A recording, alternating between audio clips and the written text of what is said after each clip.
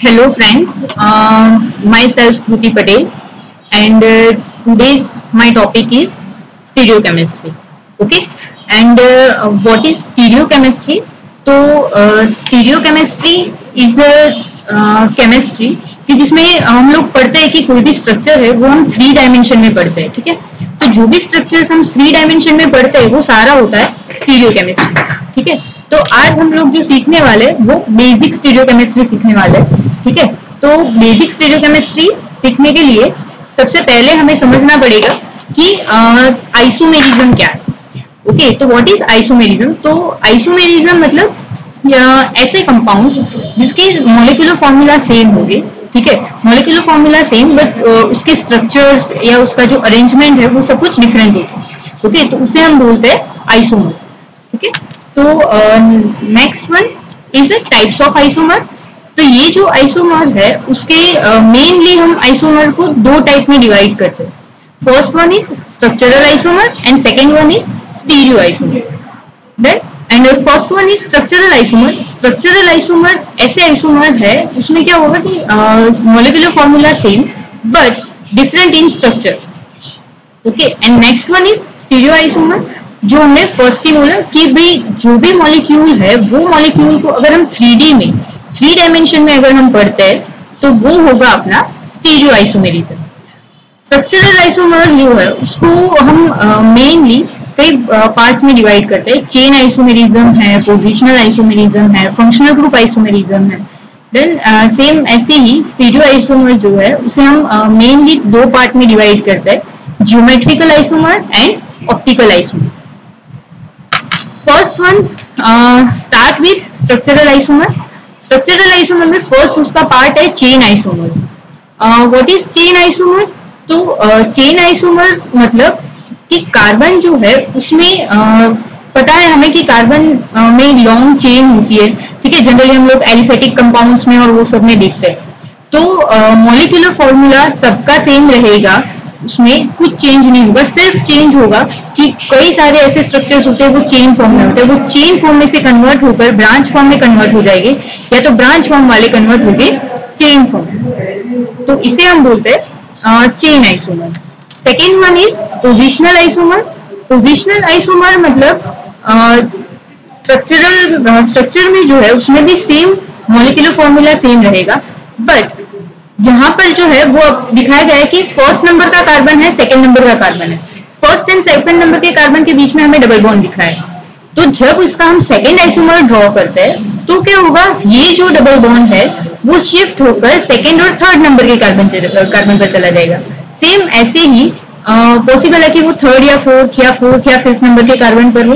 In short जो functional group है या तो जो बॉन्ड है उसके सिर्फ और सिर्फ पोजीशन हम जो चेंज करते हैं उसे हम बोलते हैं positional isomer. Next one is functional group isomer. तो फर्स्ट सेम रहेगा, उसका मॉलिक्यूलर फॉर्मूला जो है वो सेम बट सिर्फ इतना डिफरेंट होगा कि फंक्शनल ग्रुप जो फर्स्ट था वो चेंज होकर कोई और फंक्शनल ग्रुप में कन्वर्ट हो जाएगा। तो फर्स्ट वन इज अल्कोहल, जो यहाँ पर एक स्ट्रक्चर बताया गया होगा कि CH3 CH2OH। ओके, तो फर्स्ट वन इज अल्कोहल। तो ये जो अल्कोहल वाला आइसोमर है वो कन्वर्ट हो जाएगा ईथर में। ओके, मतलब यहाँ पर जो अल्कोहल था अपना फंक्शनल ग्रुप यहाँ पर क्या था, अल्कोहल OH, ठीक है। तो it is convert into ether मतलब ओनली एंड ओनली O। तो यहाँ पर वो एग्जांपल दिखाया गया है कि भाई वो इथेनॉल है उसमें से कन्वर्ट होकर मिथोक्सीमीथेन में कन्वर्ट होता है। Next one is metamerism. तो मेटामेरिज्म मतलब कि सेम वही मॉलिक्यूलर फॉर्मूला सेम रहेगा बट इसमें क्या होगा कि जैसे हम आगे जो पढ़ते थे फंक्शनल ग्रुप आइसोमर में उसमें क्या था कि फंक्शनल ग्रुप चेंज होता था, ठीक है।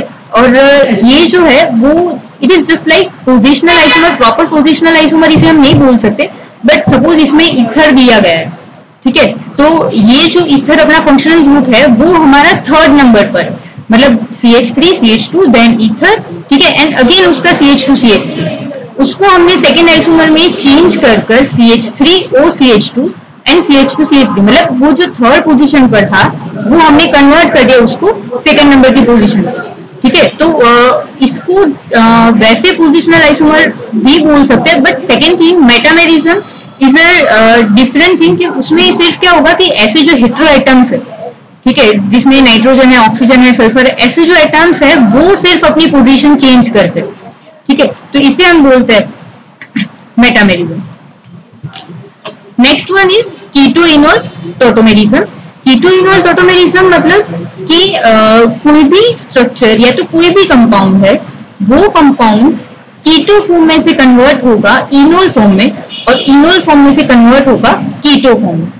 देन तो ये जो कीटो फॉर्म है वो सजेस्ट मतलब उसके नाम पर से पता चल जाता है, कीटो मतलब कीटोन फॉर्मेशन होगा, इनोल मतलब alcohol plus alkyne, okay, enol मतलब अल्कोहल प्लस अल्कीन।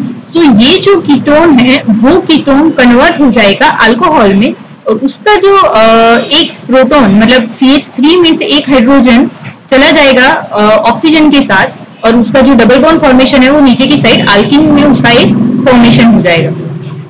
तो ये है कीटोइनोल टोटोमेरिज्म, जिसमें जनरली कीटो फॉर्म जो है वो इनोल में कन्वर्ट होता है और इनोल फॉर्म कीटोन में कन्वर्ट होता है। Second one is next one is conformational isomer. Okay, conformational isomer मतलब कंफर्मेशनल आइसोमर जो है वो ऐसे आइसोमर्स है जो सिर्फ सिंगल बॉन्ड पर मूव होते हैं, मतलब ऐसे आइसोमर्स जो सिर्फ सिंगल बॉन्ड पर मूविंग करते जाते हैं।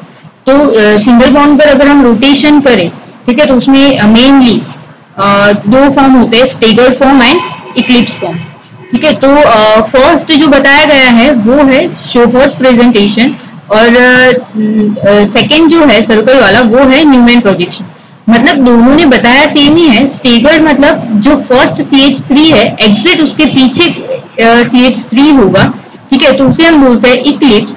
और थोड़ी सी डायरेक्शन पीछे वाला जो कार्बन होगा, एक कार्बन फ्रंट साइड होगा, एक कार्बन एग्जिट उसके पीछे होगा, तो उसके साथ के जो CH3 है वो सिर्फ और सिर्फ रोटेशन उसको अगर हम दें, और उसका रोटेशन देखने के बाद जो हाइड्रोजन है वो अगर ऑल्टरनेट साइड हो जाते हैं तो उसे हम बोलते हैं स्टेगर्ड। तो इसमें दो फॉर्म है, एक शोहर्स ने बताया गया है और एक second one is for Newman projection. Next one is geometrical isomer. Geometrical isomers मतलब जो हमने आगे जो देखा उसमें क्या था कंफर्मेशनल आइसोमर में, कि वो जो आइसोमर था वो सिर्फ सिंगल बॉन्ड पर मूविंग था, तो मतलब उसमें हम रोटेशन बता सकते थे। बट जियोमेट्रिकल आइसोमर ऐसा आइसोमर है कि जिसमें हम रोटेशन नहीं बता सकते, ओके, क्योंकि जियोमेट्रिकल आइसोमर हम करते हैं डबल बॉन्ड के साथ। तो डबल बॉन्ड जिसमें आता है तो उसमें पता है कि डबल बॉन्ड अगर हम बनाते हैं किसी भी कंपाउंड में, तो डबल बॉन्ड के कारण क्या होगा, उसका जो मूविंग है वो इतना फ्रीली नहीं होगा जितना सिंगल बॉन्ड में होता है। तो यहाँ पर क्योंकि पाई बॉन्ड है तो वो पाई बॉन्ड के कारण यहाँ पर थोड़ा सा रिस्ट्रिक्शन आ जाता है, तो वो जो पोजीशन है कार्बन की वो ब्लॉक हो जाती है, ठीक है, मतलब लॉक हो जाती है, ब्लॉक तो नहीं, लॉक हो जाती है कि जिससे इजीली आप रोटेशन नहीं बता सकते हो, ठीक है। तो वो जो था वो कंफर्मेशन में सिंगल बॉन्ड था, तो उसमें हम इजीली रोटेशन बता सकते थे, तो उसमें रोटेट बैंड या कुछ भी कर सकते हैं। बट जियोमेट्रिकल आइसोमर में वो सब पॉसिबल नहीं है क्योंकि इसमें डबल बॉन्ड है। तो अगर डबल बॉन्ड जो हम कार्बन के बताते हैं वो डबल बॉन्ड के सेम साइड अगर सेम फंक्शनल ग्रुप है, यहाँ पे फर्स्ट एग्जांपल में बताया गया है कि भाई C डबल बॉन्ड C है, तो दोनों मिथाइल ग्रुप सेम साइड है, CH3 एंड CH3, तो सेम ग्रुप्स अगर सेम साइड पर है तो उसे हम बोलेंगे सीस आइसोमर, और अगर सेम ग्रुप जो है वो अल्टरनेट साइड होगा तो उसे हम बोलेंगे ट्रांस आइसोमर। तो फर्स्ट जो एग्जांपल है वो सीस का है, सेकेंड है वो ट्रांस का है, क्योंकि उसमें क्या है कि डबल बॉन्ड जो है उसकी अल्टरनेट साइड पर CH3 है, फर्स्ट HCH3 और नीचे CH3H, ठीक है। तो CH3 जो है वो अल्टरनेट साइड है, इसलिए हम उसे ट्रांस आइसोमर बोलते हैं। और फर्स्ट में जो है वो सीस में तो नीचे ही है सेम साइड, तो उसे हम सीस बोलते हैं। Second one is chiral and achiral carbon, okay. तो कैरल कार्बन मतलब ऐसे कार्बन होते हैं कि ऐसा कोई एक कार्बन कि कार्बन की वैलेंसी 4 होती है, ओके। तो अगर जो कार्बन है वो कार्बन की अगर चारों की चारों वैलेंसी डिफरेंट हो, मतलब चारों के चारों बॉन्ड जो है कार्बन के वो चारों के चारों बॉन्ड डिफरेंट हो, मतलब चारों के चारों बॉन्ड के साथ जो भी फंक्शनल ग्रुप है, जो भी एटम्स है, वो सारे डिफरेंट होते हैं, तो उसे हम बोलते हैं किराल। ठीक है, और उससे ऑपोजिट होगा ए किराल कि किराल जो होगा जिसमें कोई सिमेट्री प्रेजेंट नहीं होगी, जनरली जो सिमेट्रीज होती है उसमें से, बट ए किराल होगा उसमें plane of symmetry generally present होती है ए किराल। तो फर्स्ट एग्जांपल जो है वो है किराल का, सेकंड वन एग्जांपल जो है वो है ए किराल। तो फर्स्ट वन इज किराल कि जिसमें COOH एक ग्रुप है, एक OH है, एक CH3 एंड एक Cl। तो उसकी वजह से देखने जाए तो सारे के सारे ग्रुप्स डिफरेंट है, तो उसकी वजह से उस कार्बन को किराल बोलते हैं। और साइड में जो एग्जांपल है उसमें चारों के चारों हाइड्रोजन है, तो उसे हम बोलते हैं ए किराल।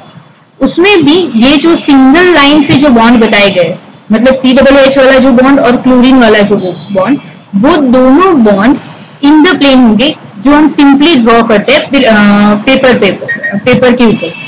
ठीक है, तो पेपर के ऊपर हम जो सिंपल बॉन्ड ड्रॉ करते हैं, तो वो जो बॉन्ड है उसे हम बोलते हैं, वो दोनों बॉन्ड हो गए इन द प्लेन। उसके अलावा ये CH3 और OH वाला जो बॉन्ड है वो होगा आउट ऑफ द प्लेन। उसमें भी वो जो दो दिखाए गए, उसमें भी एक डॉटेड लाइन से दिखाया और एक डार्क दिखाया।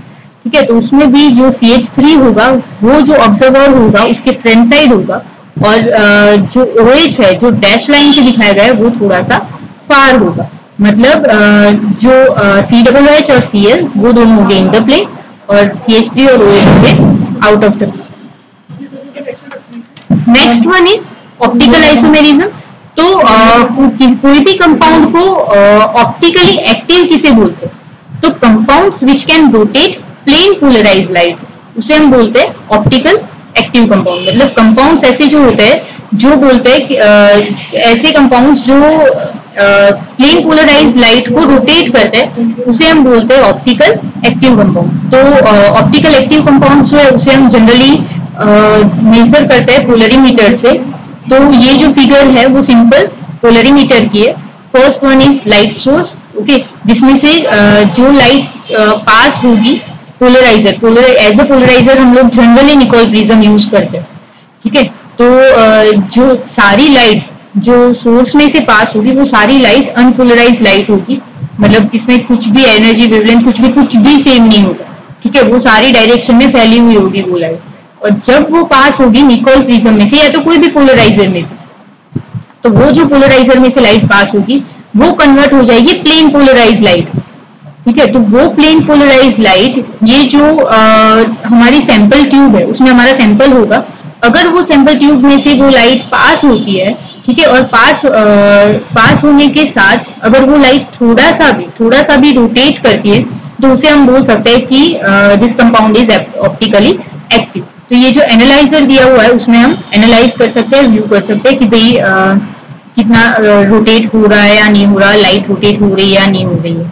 ठीक है, तो अगर जो रोटेशन हो रहा है प्लेन पोलराइज लाइट का, और वो जो रोटेशन है अगर वो लेफ्ट साइड रोटेट करती है, तो उसे हम बोलेंगे लीवो रोटेटरी।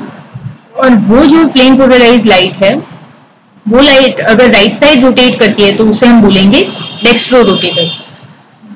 तो ये जो था वो सिंपल ऑप्टिकल आइसोमर का एग्जाम्पल था कि किसे हम ऑप्टिकल आइसोमर बोलते हैं। Thank you. अभी हम लोगों ने जो पढ़ा वो सिंपल बेसिक स्टीरियोकेमिस्ट्री था। उसके बाद नेक्स्ट हम लोग पढ़ेंगे नेक्स्ट लेक्चर में।